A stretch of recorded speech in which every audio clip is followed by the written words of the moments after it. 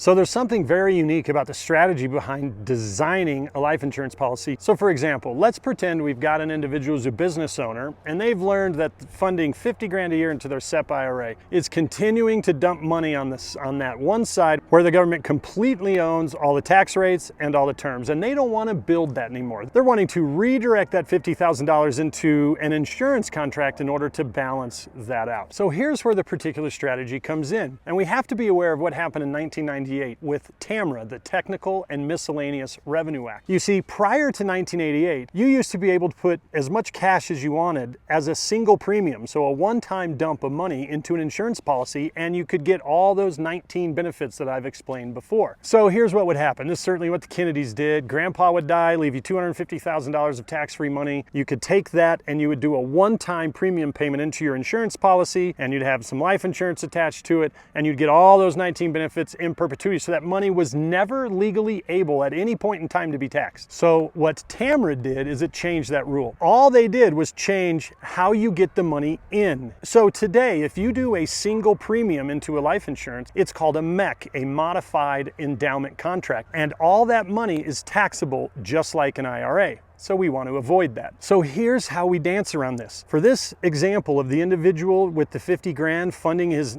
cash value life insurance, we use that 50 grand to squeeze this MEC line corridor and buy the smallest amount of life insurance we can, so our 50 grand is dancing just below it. So this policy is about the cash, not the life insurance. So look, this kind of makes us the stupidest insurance people around, because the majority of our commissions come from that which goes to the expense of life insurance, not which just sits there in cash for the policyholder to be able to use and leverage. So if we're taking his cash and we're buying the smallest amount of life insurance possible, well, that's then making the policy completely cash efficient. So I had a client that I was working on this with, and he goes, all right, I want to direct 200 grand a year. Can you show me that for, he's like, I got about 2 million that I want to bleed out, so let's do 200,000 for 10 years. Can you do that? I'm like, of course we can do that. So now imagine if you're sitting with this guy and he tells you, you're at the bar and he goes, yeah, dude, my insurance premium is 200 grand a year. How big would you think that insurance policy was? I mean, for real, seriously. If your buddy said their life insurance premium was $200,000 a year, how big of a life insurance policy do you think that would buy? Now, I've had people tell me, God, that's like 10 million plus. That's an enormous life insurance policy. He was only 42 years old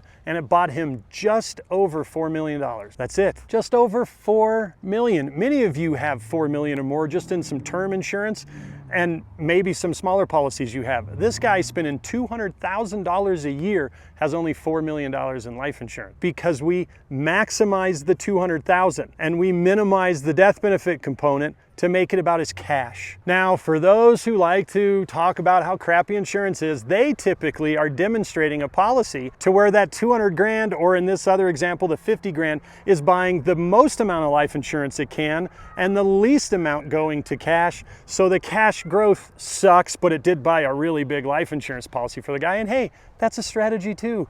People do that for estate issues and other things. They leverage cash that's maybe dead somewhere else in order to buy a really big insurance policy. But in this particular example, that's not what we would be using it for. We would be maximizing the cash internally so that he's got all this stuff from his SEP that he used to fund and other things, and the insurance. If you want to inform yourself and you want to be able to navigate throughout the rest of your life, and when you're coming down the mountain later in life, you've got to have both sides of that properly funded. This is why the informed people do this. This is why wealthy people do this. They have wise guides. So anyway, would love to help you set this up. Can run any example for you. If you like this content, man, please share, please follow, and leave a comment. And don't forget, you're special. God loves you more than you know, no matter what's going on in your life. And the way you choose to live today is important, because it's building how you're going to live with Him later on in the future. So know that you're blessed, know that you're loved, and have a great day.